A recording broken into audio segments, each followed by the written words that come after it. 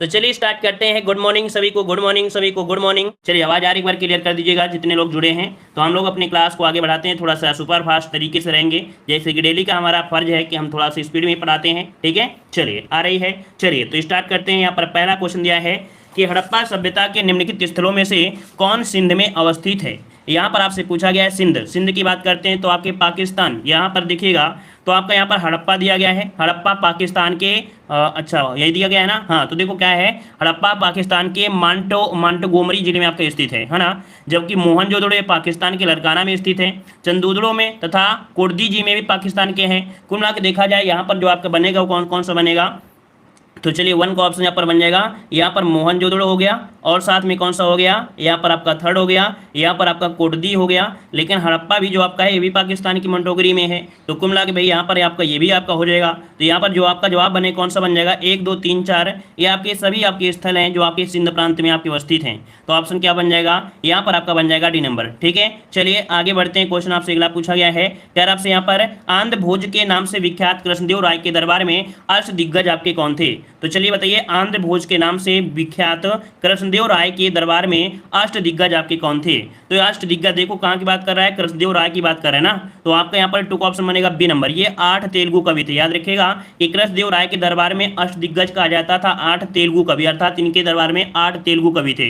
वैसे तो आपको यहाँ पर शिवाजी में भी थे आपके अष्ट प्रधानमंत्री, है ना। तो यहाँ पर याद रखिए ऑप्शन क्या बनेगा, बी नंबर राइट हो जाएगा। अगला क्वेश्चन दिया गया है, सर्वेंट ऑफ इंडिया सोसाइटी की स्थापना किसने की थी।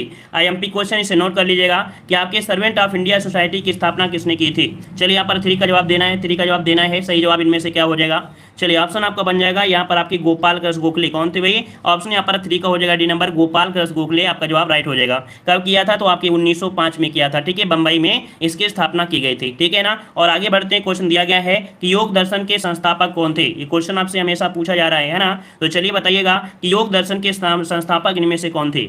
चलिए काफी लोगों के जवाब यहाँ पर ऑलरेडी यहाँ पर आ गए हैं और यहाँ पर आराम भी कर रहे हैं। चलिए ऑप्शन क्या बनेगा, यहाँ पर आपका बी नंबर पतंजलि थे। कौन थे भाई, तो आपकी पतंजलि, यहाँ पर ऑप्शन क्या हो जाएगा, बी नंबर राइट हो जाएगा। ठीक है ना। और आगे बढ़ते हैं, क्वेश्चन दिया गया है कि ब्रिटिश सम्राट के अधीन नियुक्त भारत का प्रथम वायसराय कौन था। चलिए बताइएगा कि ब्रिटिश सम्राट के अधीन नियुक्त भारत का प्रथम वायसराय, ये भारत का प्रथम वायसराय पूछा गया है, कौन सा बन जाएगा। चलिए 5 का ऑप्शन देना है, 5 का ऑप्शन। चलिए काफी लोग जवाब दे रहे हैं यहाँ पर आपके लॉर्ड कैनिंग। तो आपका जवाब बिल्कुल सही है, यहाँ पर आपके लॉर्ड कैनिंग थे। कौन थे, तो आपके लॉर्ड कैनिंग आपका जवाब राइट हो जाएगा। ठीक है, 1857 के विद्रोह के बाद भारत में जो ब्रिटिश सामग्री का सीधा नियंत्रण आपका हो गया था, तो आपके लॉर्ड कैनिंग राइट हो जाएगा। आगे बढ़ते हैं, क्वेश्चन दिया गया है, कह रहा आपसे यहाँ पर, अब ये देखो ये क्वेश्चन आपके दिए हैं तो 100% है, लिखित है कि इनको नोट कर लीजिए, आना ही आना है, 100% आनी है। तो देखिए दिया गया है 1916-17 में महात्मा गांधी ने दमनकारी बागान व्यवस्था के खिलाफ किसानों के संघर्ष के लिए प्रेरित करने के लिए का दौरा किया था। यहाँ पर देख सकते हैं कि आपका जो आपका 17 में लगभग आपका है ये चंपारण का दौरा किया। क्या हो जाएगा, चंपारण आपका जवाब राइट हो जाएगा। गांधी जी आए कब थे, 9 जनवरी 1915 को आए थे, है ना। तो इसलिए 9 जनवरी को प्रवासी दिवस मनाते हैं। तो आपका ऑप्शन हो जाएगा सी नंबर। नेक्स्ट क्वेश्चन दिया गया है, तो चलिए आपका 7 नंबर आपको दिया भी गया है, जो कि हमने अभी बता भी दिया है कि महात्मा गांधी जो 1915 में आए थे वापस लौटे थे। कहाँ से लौटे थे, आप सभी को पता है कि आपके दक्षिण अफ्रीका से आए थे, है ना। कब आए थे, तो 9 जनवरी को, इसलिए भारतीय प्रवासी दिवस भी मनाया जाता है। क्लियर हो गया, इतना पॉइंट भी आपको क्लियर हो गया होगा। चलिए आगे बढ़ते हैं, क्वेश्चन आपसे अगला पूछा गया है, कह रहा है गांधी जी के द्वारा क्रियान्वित प्रथम सत्याग्रह जो कि नील किसानों से संबंधित रहा, इससे जुड़ा स्थल कौन सा है। तो चलिए क्वेश्चन देखो घुमाकर पूछा गया है, लेकिन नील किसानों से संबंधित दिया है, इसी से आपको पता चल सकता है कि यहाँ पर बात किसकी कर रहा है। तो आपको वही आपका जो आपको पता है कि 3/20वें भाग पर नील की खेती करने के लिए अनिवार्य किया गया था, जिसे तिनकठिया कहा जाता था।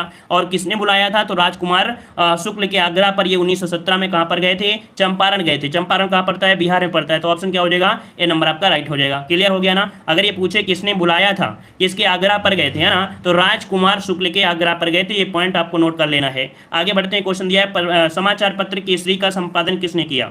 9 का जवाब दीजिएगा, समाचार पत्र केसरी का जो संपादन किया वो किसने किया था, 9 का जवाब देना है। चलिए 9 का ऑप्शन यहाँ पर जवाब आ रहा है बाल गंगाधर तिलक। तो बिल्कुल सही है, आप लोगों ने बिल्कुल सही जवाब चुना है। यहाँ पर बीजी तिलक या आप लोग बाल गंगाधर तिलक कर सकते हैं। हाँ क्वेश्चन ये भी पूछा जा सकता है, जो आपका केसरी पत्रिका है ये किस भाषा में थी, तो याद रखिए मराठी भाषा में। किस में, तो आपकी मराठी भाषा में ये आपका कह सकते हैं पत्र आपका था। क्लियर हो गया है, इतना पॉइंट आपको क्लियर हुआ सभी को। क्लियर हो गया है। चलिए आगे बढ़ते हैं। क्वेश्चन आपसे दिया गया है कि महात्मा गांधी ने दांडी यात्रा की शुरुआत कहां से की थी। महात्मा गांधी ने दांडी यात्रा की शुरुआत, मैंने बता दिया है महात्मा गांधी की। आज जितने भी क्वेश्चन है ये रट लीजिएगा, पूरी तरीके से आना ही आना है लगभग, ठीक है ना। तो चलिए यहाँ पर 10 का जवाब क्या बन जाएगा, क्या हो जाएगा कि साबरमती आश्रम से, साबरमती आश्रम, वो भी यहाँ पर फिक्स डेट आपको बताना है कि मतलब कह सकते हैं गांधी जी ने साबरमती आश्रम से, कब डेट भी बताना है, 12 मार्च। कौन सी डेट थी, तो 12 मार्च। समय की कौन सा सन था, तो आपका 1930। तो याद रखिएगा साबरमती से 12 मार्च 1930 को शुरू किया था। और उन्होंने यहाँ पर कितने लोगों के साथ, 78 लोगों के अनुयायियों के साथ ये आपके गए भी थे। और इनकी 24 दिन की यात्रा थी। कितनी, 24 दिन की लंबी यात्रा के बाद ये पहुंचे कब, तो 5 अप्रैल को। अब पहुंचे थे 5 अप्रैल 1930 को दांडी पहुंचे थे। और आपके 6 अप्रैल को, कब, तो 6 अप्रैल 1930 को उन्होंने एक मुट्ठी नमक हाथ में लेकर नमक कानून तोड़ा और सविनय अवज्ञा आंदोलन का प्रारंभ किया। तो याद रखिए सविनय अवज्ञा आंदोलन का प्रारंभ इसी के बाद शुरू हो जाता है। तो इस प्रकार से इतना क्वेश्चन गांधी जी से बन सकते हैं। आगे बढ़ते हैं। क्वेश्चन दिया गया है कि भारत का सबसे ऊंचा पर्वत K2 गार्डविन ऑस्टिन किस पर्वत श्रृंखला में स्थित है। तो देखिएगा भारत का सबसे ऊंचा पर्वत आपको दिया गया है K2 गार्डविन। ये कहां पर है, तो हमने आपको बताया था कराकोरम श्रेणी है। क्या है, कराकोरम श्रेणी है ना। ये कहां पर पड़ता है, तो ऑप्शन क्या हो जाएगा, सी नंबर यहाँ पर आपका राइट हो जाएगा। जैसे आप लोग हिमालय पर्वत बनाते हैं, ये वाला जो आपका एरिया है, इसी एरिया में आपका कराकोरम श्रेणी आपकी हो जाएगी। आगे बढ़ते हैं। क्वेश्चन दिया गया है समुद्र में दीर्घ ज्वार कब आता है, बताइएगा। समुद्र में जो दीर्घ ज्वार आते हैं, कि वो आते हैं, कब आते हैं, कैसे आते हैं, तो चलिए बताइएगा। तो देखो यहाँ पर जब स्थिति क्या होगी, ये आपका सूर्य है और यहाँ पर क्या हो जाएगा, दीर्घ जब कब आएगा, जब इन तीनों के बीच आपके 180 अंश का कोण बनेगा। कुल मिला के यहाँ पर सूर्य है, या आपका चंद्रमा है, या पृथ्वी है, जब इनके बीच 180 अंश का कोण बन जाता है। और ये दो स्थितियां होती हैं, या तो अमावस्या होगा या तो पूर्णिमा होगी। क्या दो स्थितियां होंगी, या तो अमावस्या को होगा या तो पूर्णिमा होगा, ठीक है ना। तो कुल मिला के 12 का ऑप्शन क्या बन जाएगा, पूर्णिमा तथा अमावस्या के दिन आपकी यह स्थिति बनती है। सबसे छोटे लघु कब आते हैं, छोटे तो आपकी कृष्ण पक्ष या शुक्ल पक्ष। कुल मिला के जब इनके बीच आपका 90 अंश, अर्थात कह सकते हैं पृथ्वी आपकी ये है, चंद्रमा ये है, सूर्य ये है, इनके बीच जब 90 अंश का कोण बनता है, तो सबसे कम आप कह सकते हैं छोटे ज्वार भाटे आपके आते हैं, ठीक है ना। तो समझ गए होंगे, इसका ऑप्शन क्या हो जाएगा, यहाँ पर आपका सी, आपका बी हो जाएगा। 180 अंश में हाई आते हैं और आपके 90 अंश में निम्नतम आते हैं। आगे बढ़ते हैं। क्वेश्चन दिया है कि 10 डिग्री चैनल किन दो द्वीपों को जोड़ता है। जितने लोग जुड़ चुके हैं, अगर वीडियो को लाइक नहीं किए हैं, पसंद आ रहा है तो वीडियो को लाइक जरूर करें। डेली आप लोग पढ़ते हैं तो आप लोग वीडियो को लाइक करना ना भूलें, डेली का डेली अपना सहयोग जरूर देते रहें, ठीक है। चलिए बताइएगा कि 10 डिग्री चैनल किन दो द्वीपों को जो आपको जोड़ता है। तो देखो यहाँ पर 10 में आपको 0 0 बटे अंडा, अंडा मतलब हो जाएगा यहाँ पर अंडमान और निकोबार। यहाँ पर ऑप्शन क्या हो जाएगा, ऑप्शन ए नंबर आपका राइट हो गया है। और आगे बढ़ते हैं। क्वेश्चन दिया गया है, यहाँ पर आपसे दिया गया है कि थालघाट धर्रा निम्नलिखित में से किस पर्वत श्रेणी में है। थालघाट दिया गया है ना, थालघाट ये कहाँ पर आपका पड़ता है, तो याद रखिए पश्चिमी घाट आपने सुना होगा। और मुंबई कोलकाता जो रेल मार्ग है इसी दर्रे से होकर गुजरता है। तो यहाँ पर आपका जवाब क्या हो जाएगा, 14 नंबर में ऑप्शन हो जाएगा सी नंबर आपके पश्चिमी घाट में। पश्चिमी घाट की बात करते हैं तो आपके महाराष्ट्र में, ठीक है, महाराष्ट्र में ये आपका दर्रा है आपका थालघाट। ये दर्रा जो होता है ये मुंबई और जो कोलकाता के बीच जो रेल मार्ग है इसी मार्ग से होकर गुजरता भी है। तो ऑप्शन यहाँ पर सी हो जाएगा। नेक्स्ट क्वेश्चन दिया गया कि भारत के किस नगर में 2 रेलवे जोन का मुख्यालय है। चलिए यहाँ पर बताना है भारत के किस नगर में 2 रेलवे जोन का मुख्यालय आपका है। और यहाँ पर देख सकते हैं काफी लोग जवाब यहाँ पर सही भी देंगे, लेकिन कुछ ऐसे भी स्टूडेंट होंगे जिस प्रश्न का जवाब यहाँ पर गलत दे सकते हैं। तो चलिए देख लेते हैं कितने लोग यहाँ पर सही दे रहे हैं, कितने लोग यहाँ पर गलत दे रहे हैं। देखो यहाँ पर फिक्स आपको दिया है 2। जब आपसे 2 बोल रहा है तो आपको 2 ही बताना है, 3 वाला क्यों बता रहे हैं। यहाँ पर कोलकाता तो आपको बताना ही नहीं है। चलिए मुंबई यहाँ पर आ रहा है, मुंबई। अब जवाब बिल्कुल सही आया है, यहाँ पर मुंबई हो जाएगा, ठीक है। क्या मुंबई में आपके 2 आपके हैं, ठीक है ना, क्लियर हो गया है। चलिए कोलकाता में 3 हो जाएंगे, है ना, कोलकाता में क्या हो जाएंगे, 3 हो जाएंगे। आगे बढ़ते हैं। क्वेश्चन आपसे दिया गया है यार, आपसे यहाँ पर गिर नहीं गया, वो ऐड आ गया था मोबाइल में अचानक, इस वजह से वो आवाज़ आ गई तेज से, ठीक है, गिरा नहीं है। चलिए बताइएगा कि किसके नियम के अनुसार बुरी मुद्रा अच्छी मुद्रा को चलन से बाहर कर देती है। एक नियम दिया है, एक नियम है, ये भाई साहब कौन से हैं, ये भाई साहब हैं ग्रेसम का नियम। इन्होंने दिया एक नियम की बुरी मुद्रा अच्छी मुद्रा को चलन से बाहर कर देती है। बिल्कुल सही बात है। जब कोई चीज़ क्या हो, जैसे कोई बुरा व्यक्ति हो, अगर वो आपके अच्छे व्यक्ति के संबंध में आता है तो वो भी बुरा हो जाता है। वही बात दी है कि बुरी मुद्रा अच्छी मुद्रा को चलन से क्या कर देती है, बाहर कर देती है। तो ऑप्शन क्या हो जाएगा, ए नंबर आपका यहाँ पर राइट हो जाएगा, ठीक है ना। चलिए आगे बढ़ते हैं। क्वेश्चन दिया है कि अर्थशास्त्र में कोर सेक्टर से तात्पर्य क्या है। ये आपने पढ़ा होगा, इकोनॉमिक्स में पढ़ाया गया होगा कोर सेक्टर क्या होता है। कोर सेक्टर जो होता है एक आधारभूत संरचना होती है। आधारभूत संरचना की अगर हम बात करते हैं, जैसे मान लीजिए आपको घर बनाना है और घर बनाने के लिए सबसे पहले आधारभूत संरचना में क्या आते हैं, जैसे कि आपकी सरिया हो गई, है ना, सरिया हो गया,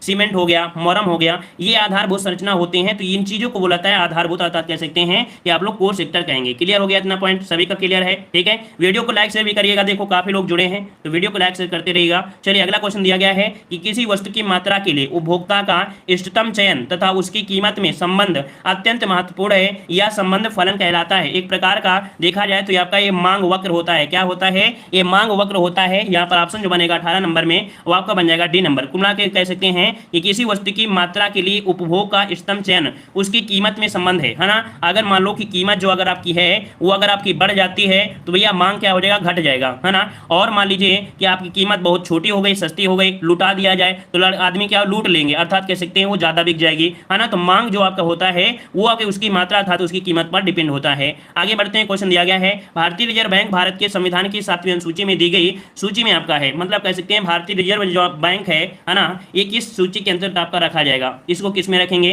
तो चलिए 7वीं अनुसूची में दी गई है जो कि आपका केंद्रीय सूची में, क्या केंद्रीय सूची में हो जाएगा? ऑप्शन यहाँ पर हो जाएगा ए नंबर आपका राइट हो जाएगा, ठीक है ना। भारतीय रिजर्व बैंक केंद्रीय सूची के अंतर्गत आपका आता है। अगला क्वेश्चन दिया गया है कि किसी सामान्य वस्तु की मांग में गिरावट उपभोक्ता आय में क्या साथ होती है? कुल मिला के आपको वही दिया गया है, किसी वस्तु की मांग में क्या आ गई है? गिरावट आ गई है। मांग में क्या हो गई है? गिरावट आ गई है। तो इसका मतलब क्या हो जाएगा? उसकी आय में क्या हुई है? वृद्धि हुई है या आपकी घटी है? तो भैया अगर उसकी आय में बढ़ोतरी होती तो ऑलरेडी उस वस्तु को खरीद लेता, लेकिन भाई साहब क्या हुआ कि उसकी जो आय थी वो आपकी कम हो रही है ना, उसका बजट नहीं बन पा रहा है, मतलब उसकी आय में गिरावट हुई है, इसी वजह से तो वो आपको खरीद नहीं आया है ना। तो इस प्रकार से ऑप्शन क्या बन जाएगा? बी नंबर आपका राइट हो जाएगा। उम्मीद है आप लोग पसंद आ रहा होगा, समझ में आ रहा होगा पूरी तरीके से कि कैसे क्या हो रहा है। इकोनॉमिक्स क्वेश्चन है और आसानी से आप लोग समझ पा रहे होंगे। चलिए अगला क्वेश्चन दिया गया है कि भारत के संविधान में मौलिक कर्तव्यों को किस वर्ष में सम्मिलित किया गया? बताइएगा कि जो मौलिक कर्तव्य है उनको कब शामिल किया गया था। यहाँ पर आपका जवाब आ रहा है डी नंबर आपके 1976 में। हमने बताया भी था कि 42वें संविधान संशोधन जिसे लघु संविधान की उपमा दी जाती है, इसमें बहुत ज्यादा कुछ संशोधन किए गए थे, है ना। और इसी में आपके मौलिक कर्तव्यों को जोड़ा गया। जब जोड़ा गया था तब आपकी इनकी संख्या आपकी 10 थी, लेकिन वर्तमान में मौलिक कर्तव्यों की संख्या क्या है? तो आपकी 11 हो जाएगी। आगे बढ़ते हैं। क्वेश्चन दिया गया है कि भारत के संविधान का निम्नलिखित में से कौन सा भाग नागरिकता से संबंधित है? नागरिकता से संबंधित आपके दिए गए हैं, तो चलिए बताइएगा नागरिकता से संबंधित आपके कौन सा जवाब यहाँ पर राइट हो जाएगा। चलिए यहाँ पर 22 का जवाब देना है और 22 का ऑप्शन यहाँ पर हो जाएगा यहाँ पर भाग सेकंड, कौन सा? B number. और आपको पता है आर्टिकल नंबर 5 से लेकर 11 तक, 5 से लेकर 11 तक आपके नागरिकता संबंधी आपके प्रावधान किए गए हैं, तो ऑप्शन बी नंबर आपका राइट हो गया। अगला क्वेश्चन दिया गया है कि भारत में राज्य का राज्यपाल बनने के लिए न्यूनतम आयु कितनी होनी चाहिए? तो चलिए बताइएगा कि आप लोग बताइएगा कि राज्यपाल अगर आपको बनना है तो आपको कितनी उम्र होनी जरूरी है। तो यहाँ पर ऑप्शन आ रहा है आपका यहाँ पर 35 साल, 35 साल, 35 साल। कुछ लोग जवाब यहाँ पर 30 साल भी दे रहे हैं। तो आपको बता दें कि आपके भारत में 3 आपके ऐसे पोस्ट हैं, है ना, जिनकी उम्र आपकी 35 होनी आवश्यक है। अगर आपको राज्यपाल बनना है या आपको यहाँ पर उपराष्ट्रपति बनना है या आपको राष्ट्रपति बनना है तो भाई आपको 35 वर्ष की उम्र होना ही चाहिए, और इससे अगर कम है तो आप नहीं बन पाएंगे, ठीक है ना। चलिए आगे बढ़ते हैं। क्वेश्चन आपसे दिया गया है कि भारत के मुख्य चुनाव आयुक्त की नियुक्ति कौन करता है? भारत के जो मुख्य चुनाव आयुक्त हैं उनकी नियुक्ति जो करता है वो कौन करता है? चलिए 24 नंबर में, और 24 का ऑप्शन क्या हो जाएगा? यहाँ पर आपके राष्ट्रपति कौन? तो आपके राष्ट्रपति करते हैं। ऑप्शन क्या हो जाएगा? ए नंबर आपका राइट हो जाएगा, ठीक है ना। चलिए आगे बढ़ते हैं कि प्रस्तावना के अनुसार परम शक्ति किसके हाथों में होती है? बताइएगा सबसे बड़ी जो शक्ति है किसके पास है? संविधान में है, राष्ट्रपति के पास है, जनता में है या आपकी संसद में है? तो चलिए यहाँ पर बताना है आपका जो जवाब बनेगा इनमें से सही कौन सा हो जाएगा। चलिए यहाँ पर जवाब देना है, सही क्या हो जाएगा। चलिए काफी लोग यहाँ पर जवाब दे भी रहे हैं, ऑप्शन दे रहे हैं यहाँ पर संविधान, कुछ लोग जवाब दे रहे हैं यहाँ पर आपका संसद, और कुछ लोग जवाब दे रहे हैं जनता।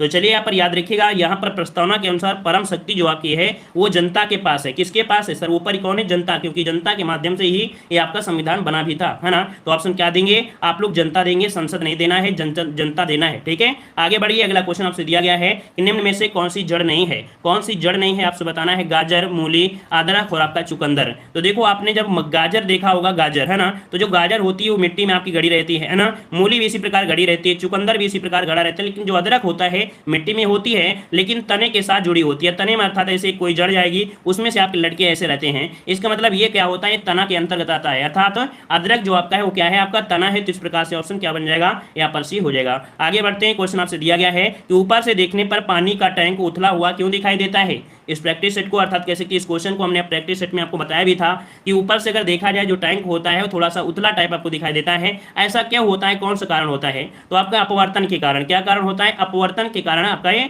दिखाई देता है ना। जैसे मान लीजिए कि कोई छड़ है, अगर आप उसको पानी में डालेंगे तो हल्की तिरछी दिखाई देती है ना।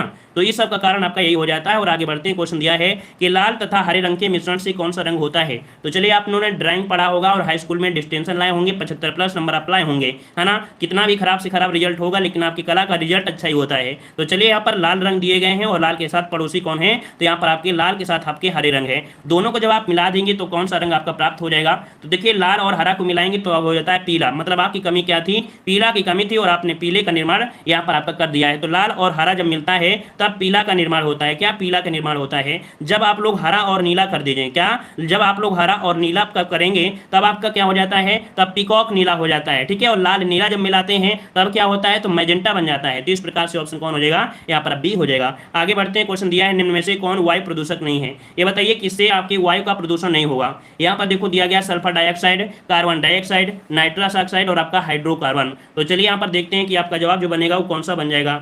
यहाँ पर देखो आपके काफी लोगों के जवाब आ रहे हैं, यहाँ पर आपका जवाब आ रहा है, चलिए डी नंबर कह रहे हैं, डी नंबर। अच्छा तो देखो हाइड्रोकार्बन दिया है, हाइड्रो और कार्बन दिया है, तो ये बताइए CH4 हमने आपको दे दिया हाइड्रोकार्बन, तो इसमें भी तो कार्बन है, समस्या तो आपकी हो रही है, इसमें कार्बन की समस्या तो हो रही है। हम C2H2 डाल दे रहे हैं, कार्बन तो इसमें भी है, तो हाइड्रोकार्बन में तो ऑलरेडी यहाँ पर कार्बन है, मतलब कह सकते हैं कोई ना कोई समस्या है। लेकिन यहाँ पर एक गैस है नाइट्रस ऑक्साइड, नाइट्रस ऑक्साइड होती है N2O, है ना, ये वायु को प्रदूषित नहीं करती है, आपको प्रदूषण जरूर पहुंचा देगी, मतलब आपको हंसाती रहेगी। तो यहाँ पर नाइट्रस ऑक्साइड होती है, जिसे बोलते हैं हम लोग क्या, तो आपकी हंसाने वाली होती है, ये वायु प्रदूषक नहीं है, ये सिर्फ हंसाने वाली गैस होती है, ठीक है ना, ये खुशियां ला देती है जीवन में। तो यहाँ पर आपका क्या हो जाएगा, यहाँ पर सी हो जाएगा। अब यहाँ पर दिया गया हाइड्रोकार्बन, तो हाइड्रोकार्बन में जो आपके होते हैं तो हाइड्रोजन के साथ साथ आपकी कार्बन भी हो जाएंगे। आगे बढ़ते हैं, क्वेश्चन दिया गया है कि जब शुद्ध जल में डिटर्जेंट डाला जाता है तो प्रश्न तनाव क्या होता है।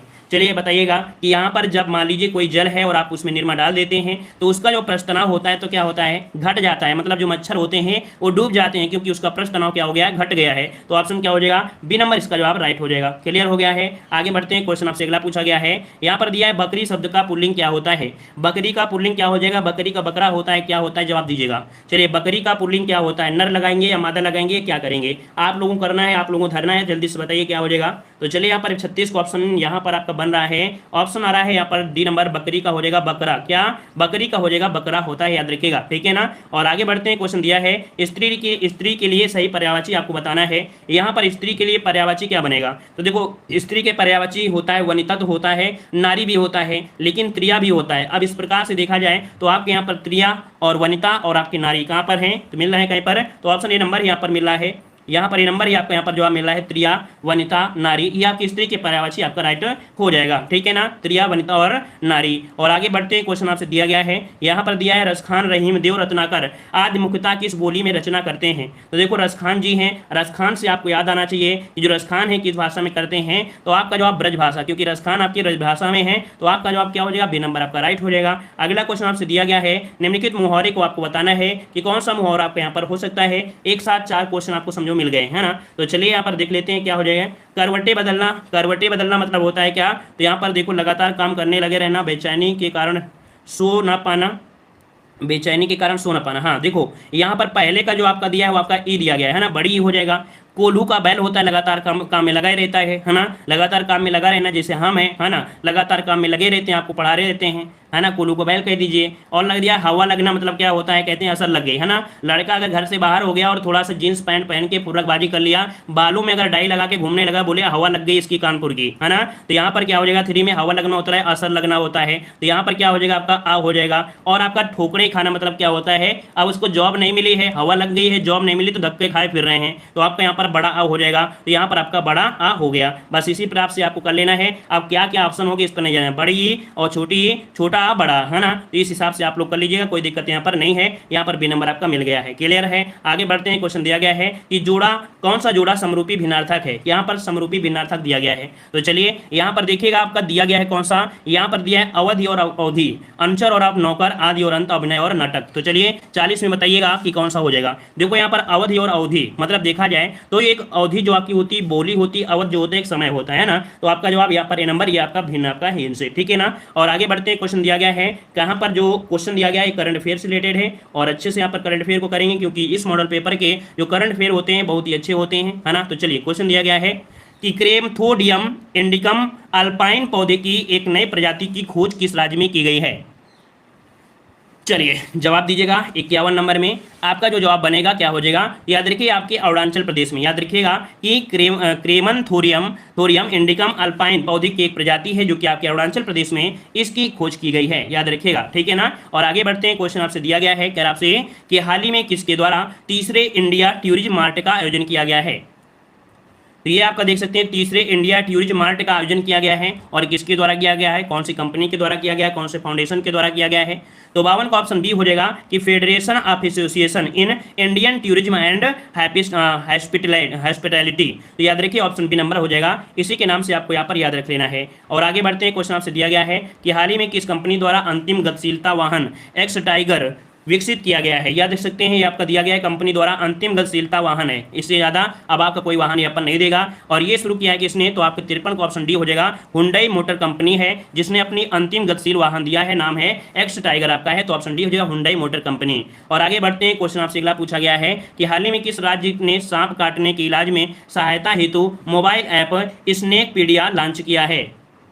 मतलब कि अगर किसी को सांप काट लेता है तो उसकी सहायता के लिए, उसके इलाज के लिए एक मोबाइल ऐप है, नाम है यहाँ पर स्नेकपीडिया है ना। और इसके लॉन्च किया है कौन से हैं, तो 54 का ऑप्शन क्या बन जाएगा, तो यहाँ पर आपका जवाब आ रहा है, काफी लोग यहाँ पर कह भी रहे हैं, यहाँ पर 54 का ऑप्शन बन जाएगा ए नंबर। ये आपका है कौन सा, केरल है, कौन है भाई, तो आपका केरल हो जाएगा। इसका राइट आंसर क्या हो जाएगा, आपका ए नंबर राइट हो जाएगा, ठीक है ना। और इसमें से मुआवजा भी मिल सकता है, ठीक है। आगे बढ़ते हैं, क्वेश्चन आपसे अगला पूछा गया है, कह रहा आपसे यहाँ पर, चलिए कह रहा आपसे यहाँ पर कि सुरक्षित इंटरनेट दिवस 2021 की थीम क्या है। याद रखिएगा जो इंटरनेट है ना, ये आपका मौलिक अधिकार हो चुका है, आपको याद रख लेना है, ये आपका मौलिक अधिकार है, नेट चलाइए, कुछ भी करिए, कोई दिक्कत नहीं है ना। लेकिन जिस चीज़ पर सरकार पाबंदी लगाती है तो उस चीज़ को मत चलाइए, है ना। तो चलिए सुरक्षित इंटरनेट दिवस 2021 की जो थीम रही है वो आपकी कर रही है, तो इसका रही है together for a better internet. क्या, together for a better internet, कहाँ पर ऑप्शन दिया गया है, तो यहाँ पर ऑप्शन क्या हो जाएगा, बी नंबर आपका राइट हो जाएगा। ये इसकी थीम रही है इस बार को, 9 फरवरी को, कब, तो आपके 9 फरवरी को ये मनाया गया है, ठीक है ना। और आगे बढ़ते हैं, क्वेश्चन आपसे अगला पूछा गया है और काफी अच्छा क्वेश्चन दिया गया है कि हाल ही में आयुष्मान भारत के नए मुख्य कार्यकारी आर.एस. शर्मा ने किसका स्थान लिया है। तो चलिए बताइएगा कि आर.एस. शर्मा है, इन्होंने जो स्थान लिया है, किसका स्थान लिया है, यहाँ पर ऑप्शन बी हो जाएगा इंदु भूषण का। याद रखिए ये आयुष्मान भारत के नए मुख्य कार्यकारी होंगे कौन, तो आपके आर.एस. शर्मा है जो कि इंदु भूषण का इन्होंने स्थान लिया है, याद रखिएगा, क्लियर हो गया है। चलिए आगे बढ़ते हैं, क्वेश्चन आपसे अगला पूछा गया है यार आपसे यहाँ पर कि हाल ही में ऑक्सफोर्ड द्वारा Hindi word of the year 2020 के रूप में चुना गया है। तो चलिए Hindi word of the year 2020 के रूप में जो चुना गया है, किसको चुना गया है, यहाँ पर आपकी आत्मनिर्भरता, क्या, आत्मनिर्भरता, ऑप्शन क्या बनेगा, यहाँ पर ऑप्शन बी हो जाएगा, आत्मनिर्भरता को चुना गया है। अर्थात हिंदी भाषा का शब्द घोषित किया गया, क्या, आत्मनिर्भरता, इसे लिया गया है, ठीक है ना। तो याद रखिएगा जो कि हिंदी भाषा से लिया गया है, ठीक है। और आगे बढ़ते हैं, क्वेश्चन आपसे दिया गया है, चलिए क्वेश्चन आपसे दिया गया है कि भारत का पहला आर्द्रभूमि संरक्षण और प्रबंधन केंद्र कहाँ पर स्थापित किया जाएगा। तो चलिए 58 को ऑप्शन देना है, और यहाँ पर ऑप्शन क्या हो जाएगा, ये आपके चेन्नई में, चेन्नई में कहाँ पर, तो जो आपको पता है तमिलनाडु में, तो यहाँ पर ऑप्शन क्या हो जाएगा, बी नंबर में, ये भारत का पहला आर्द्रभूमि संरक्षण प्रबंधन केंद्र होगा, ऑप्शन बी इसका जवाब राइट हो जाएगा, ठीक है। और आगे बढ़ते हैं, क्वेश्चन आपसे अगला पूछा गया है, हाँ 2020 में जो आपके आंकड़ों के अनुसार था वो आपके 38 आर्द्रभूमि आपकी हो चुकी हैं। आगे बढ़ते हैं, क्वेश्चन आपसे अगला पूछा गया है कि राष्ट्रपति रामनाथ कोविंद द्वारा गुजरात में दुनिया के सबसे बड़े क्रिकेट स्टेडियम को उद्घाटन किया गया, वह आपका कौन है। तो चलिए सब बच्चे को पता होगा, है ना, मोटेरा क्रिकेट स्टेडियम, है ना। इसका राइट आंसर जो आपका बन जाएगा 59 का, वो कौन सा बन जाएगा, सी नंबर। यहाँ पर आपका नरेंद्र मोदी स्टेडियम है, जिसका पहले क्या नाम था, मोटेरा स्टेडियम था, मतलब उद्घाटन करने के जस्ट पहले इसका नाम परिवर्तन कर दिया गया और नरेंद्र मोदी स्टेडियम कर दिया गया। इसमें से 1,10,000 लोगों की बैठने की व्यवस्था की गई है, ठीक है ना, क्लियर हो गया इतना पॉइंट। चलिए 4 फरवरी को उद्घाटन भी किया गया था। और आगे बढ़ते हैं, क्वेश्चन दिया गया है यार आपसे कि हाल ही में संयुक्त राष्ट्र के खाद्य और कृषि संगठन और आर्बर डे फाउंडेशन ने 2020 tree city of the world के रूप में मान्यता दी है। तो चलिए यहाँ पर देख सकते हैं क्या दिया है, tree city of the world, ये जो मान्यता दिया है किस शहर को दिया है, यहाँ पर आपका 60 नंबर में ऑप्शन सी हो जाएगा, आपके हैदराबाद को। किसे दिया है, तो आपके हैदराबाद को दिया है, यहाँ पर ऑप्शन क्या बन जाएगा, ऑप्शन आपका सी हो जाएगा। और किसने दिया है, तो संयुक्त राष्ट्र खाद्य और कृषि संगठन और आपके आर्बर डे फाउंडेशन ने, है ना, 2020 के tree city of the world के रूप में चुना गया है आपके हैदराबाद को। आगे बढ़ते हैं, क्वेश्चन आपसे दिया गया है जो कि यहाँ पर आपके जीके से रिलेटेड क्वेश्चन है। और अब आपके यहाँ पर जीके क्वेश्चन दिए गए हैं, यार आपसे यहाँ पर निम्नलिखित में से कौन सा एक सही खाद्य श्रृंखला को दर्शाता है। यहाँ पर जो खाद्य श्रृंखला दिया है वो कौन सी खाद्य श्रृंखला सही है, तो चलिए हम यहाँ पर देख लेते हैं क्या है क्या नहीं है, ठीक है। तो चलिए यहाँ पर दिया गया है, क्या दिया गया है, कह रहा है घास, कह रहा है मेढक खाता है, घास मेढक, मेढक, कीट, कीट, गरुड़, गरुड़ और आपका सर्प। चलिए 61 नंबर में क्या हो जाएगा, तो देखिए दूसरा वाला देख लेते हैं। कह रहा है घास कौन खाता है, कीट खाता है, और कीट को मेढक खा लेता है, मेढक को सर्प खा लेता है, और सर्प को गरुड़ खा लेता है। तो ऑप्शन बी वाला जो आपका जवाब है ये यहाँ पर आपका राइट हो जाएगा। कौन सा, बी नंबर आपका जवाब राइट हो जाएगा। ठीक है ना, गरुड़ को सर्प नहीं खा पाता भाई, जो लोग ए दे रहे हैं तो आपको बता दें कि गरुड़ को सर्प कैसे खाएगा, यहाँ पर सर्प को गरुड़ खा जाएगा। तो ऑप्शन बी नंबर इसका राइट बन जाएगा, है ना। चलिए आगे बढ़ते हैं। क्वेश्चन दिया गया है कि 500 के नोट के पृष्ठ का भाग किसका चित्रण बना हुआ है। तो भाई ये बताइएगा कि जो 500 की नोट है ना, कौन सी है, 500 की जो नोट है, 500 की नोट पर जो पृष्ठ भाग पर किसका चित्र बना हुआ है।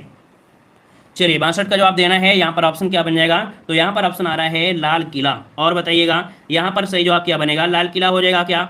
चलिए सभी लोग जवाब दे रहे हैं। यहाँ पर सी नंबर कह रहे हैं पंचमहल बना हुआ है, कुछ लोग कह रहे हैं कुतुब मीनार बना हुआ है। चलिए भाई 62 का जवाब दीजिए फटाफट, सभी लोग जवाब दीजिएगा।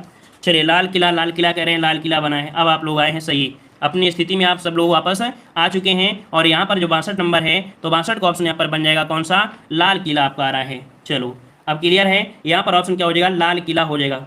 ठीक है, चलिए कंफ्यूज तो नहीं है। चलिए अगला क्वेश्चन दिया गया है, विश्व बैंक जिसे अंतर्राष्ट्रीय पुनर्निर्माण तथा विकास बैंक भी कहते हैं, इसका मुख्यालय कहाँ पर है। चलिए बताइएगा, विश्व बैंक का मुख्यालय जो कि हमने बताया था, विश्व बैंक को एक नाम और देते हैं, क्या नाम देते हैं, तो अंतर्राष्ट्रीय पुनर्निर्माण तथा विकास बैंक, है ना। और इसका जो मुख्यालय है आप सभी को पता है कि इसका मुख्यालय मिलेगा आपके वाशिंगटन डीसी में, है क्लियर है। और आगे क्वेश्चन दिया गया है कि रथ यात्रा महोत्सव का आयोजन कहाँ पर होता है, स्पेशल डोज में ये आपको पढ़ाया गया है, आपने पढ़ा होगा अच्छी तरीके से। ये रथ यात्रा महोत्सव का आयोजन कहाँ होता है, तो 64 का ऑप्शन क्या बनेगा, यहाँ पर आपके पूरी जो कि आपकी उड़ीसा में है, बद्रीनाथ मतलब कह सकते हैं जो आपके भगवान कृष्ण है और उनके जो भाई हैं और सुभद्रा के लिए ये आपका यहाँ पर है, ऑप्शन हो जाएगा ए नंबर।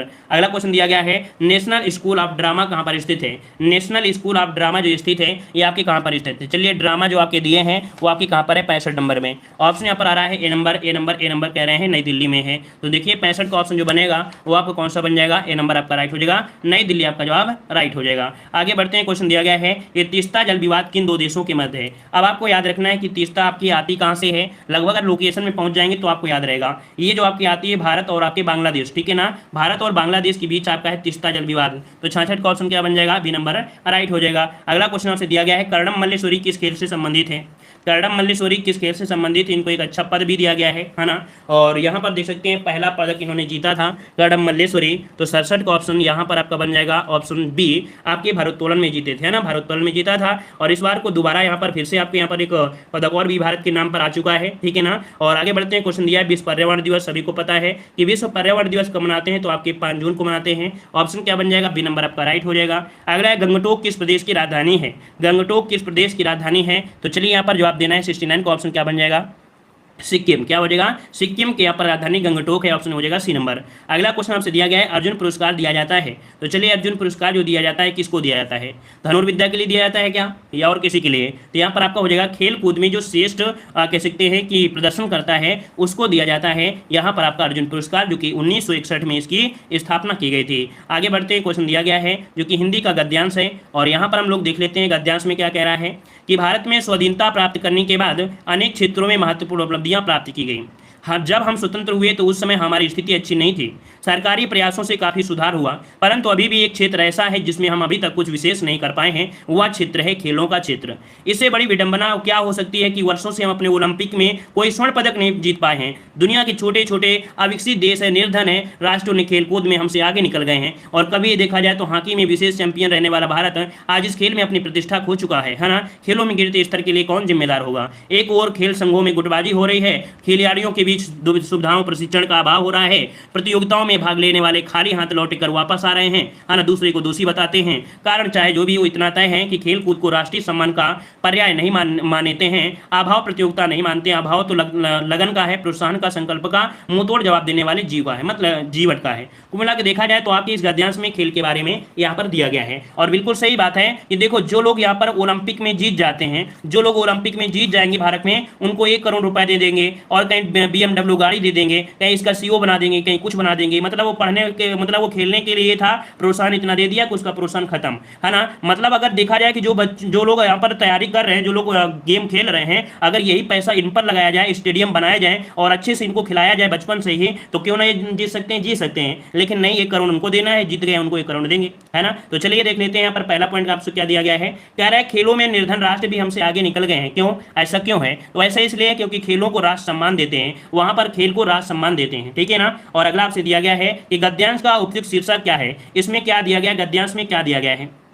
चलिए यहाँ पर कोई नहीं, और भी यहाँ पर कोई कोर्स नहीं होता है, यहाँ पर पीटी कोर्स हो रहा है, एग्रीकल्चर का कोई कोर्स नहीं है। चलिए यहाँ पर 72 का जवाब देना है। 72 का ऑप्शन बी हो जाएगा, खेलों का गिरता स्तर, है ना, इसी के बारे में बोला गया है। और अगला दिया है खेलों के गिरते स्तर का कारण नहीं है। क्या कारण नहीं है आपसे पूछा गया है। तो चलिए 73 का जवाब देना है। और यहाँ पर 73 का ऑप्शन क्या बन जाएगा, तो यहाँ पर आपका जवाब हो जाएगा कौन सा, 73 नंबर में आपका डी नंबर। देखो, दोषपूर्ण नीतियां हैं, संघों की गुटबाजी चल रही है, सुविधाओं का अभाव हो रहा है, लेकिन खेलों के राष्ट्रीय सम्मान ये गिरते स्तर का कारण नहीं है। यहाँ पर आपका डी इसका बन जाएगा, ठीक है। और आगे बढ़ते हैं, क्वेश्चन दिया है खेलों पर नकारात्मक जो प्रभाव पड़ा है किससे पड़ा है। बताइए, खेलों पर जो नकारात्मक प्रभाव पड़ा है किससे पड़ा। ये आपका गद्यांश बन सकता है एग्जाम के लिए, है ना, ये गद्यांश आपकी एग्जाम में बन सकता है, याद रखिएगा। तो चलिए 74 का ऑप्शन क्या बनेगा। तो देखो यहाँ पर खेलों में नकारात्मक प्रभाव किससे हुआ है, कह रहे खिलाड़ियों को सुविधा देने से। ऐसा हो सकता है क्या, अभ्यास करने से हो सकता है क्या, सम्मान नहीं, आपसी गुटबाजी जो आपकी होती है, गुटबंदी से आपका है, ठीक है। तो ऑप्शन क्या हो जाएगा यहाँ पर सी नंबर। काफी यहाँ पर इतने बावले लोग जुड़े हैं जो सिर्फ झोंके चले जा रहे हैं, समझ नहीं रहे हैं, ए दे रहे हैं कहीं बी दे रहे हैं। अरे दे रहे नकारात्मक प्रभाव किससे पड़ा है,